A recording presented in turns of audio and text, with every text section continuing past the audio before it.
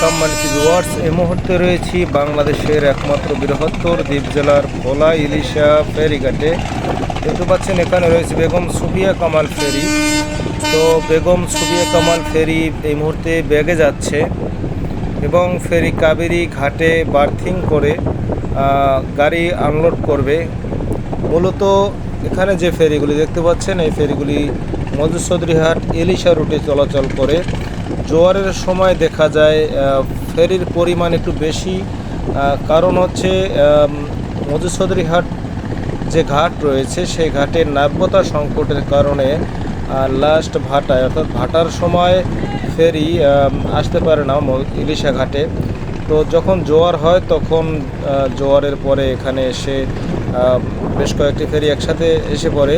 এ হচ্ছে জংশন বাজার। এখানে মূলত গাড়ি পার্কিংয়ে থাকে। যে সমস্ত গাড়ি মধুচৌধুরীহাট এবং ঢাকা যাতায়াত করে ফেরিতে, সেই গাড়িগুলি এই জংশন ঘাটেই থাকে।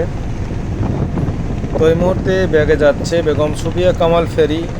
বেশ বড় একটি ফেরি, ইলিশা মধুচৌধুরীহাট রুটে চলাচলকারী দুটি ফেরির ভিতরে বেশ কয়েকটি ফেরি রয়েছে। তার ভিতরে দুটি ফেরি হচ্ছে বড়, বেগম সুফিয়া কামাল এবং রয়েছে বেগম রোকেয়া। এই মুহূর্তে বেগম সুফিয়া কামাল যাচ্ছে মধুচৌধুরীহাটের উদ্দেশ্যে এবং ফেরি কাবেরী এই মুহূর্তে ঘাটে বার্থিং করতেছে এবং নদীর মাঝে আরও একটি ফেরি চলে এসেছে, বেগম রোকেয়া ফেরি। কারণ এই মুহূর্তে নদীতে জোয়ার চলতেছে, জোয়ারের কারণে বেশ কয়েকটি ফেরি মধুচৌধুরীহাট থেকে ছেড়ে এসেছে। এই রুটে বেশ কয়েকটি ফেরি চলাচল করে, বেগম সুফিয়া কামাল, বেগম রোকেয়া এবং কাবেরী কুসুমকলি।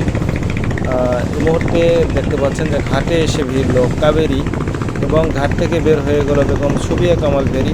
দ্বীপ জেলার ভোলার মানুষের অন্য জেলার সাথে যোগাযোগ ব্যবস্থার মাধ্যম এই ফেরি এবং রয়েছে লঞ্চ, স্পিডবোট, ট্রলার বিভিন্ন মাধ্যমে, অর্থাৎ নৌপথে তাদের মূল যাতায়াত হচ্ছে মূল মাধ্যম। নৌপথের মাধ্যমে মূলত যেতে হয় অন্য জেলায়। এই মুহূর্তে দেখতে পাচ্ছেন যে বেগম রোকেয়া কিন্তু নদীর মাঝে এসে থেমে রয়েছে, অর্থাৎ আস্তে আস্তে বার্থিংয়ে আসতেছে ফেরি কাবেরীর গায়ে। এটিও লোড ফেরি এই মুহূর্তে ঘাটে বার্থিং করবে ফেরি।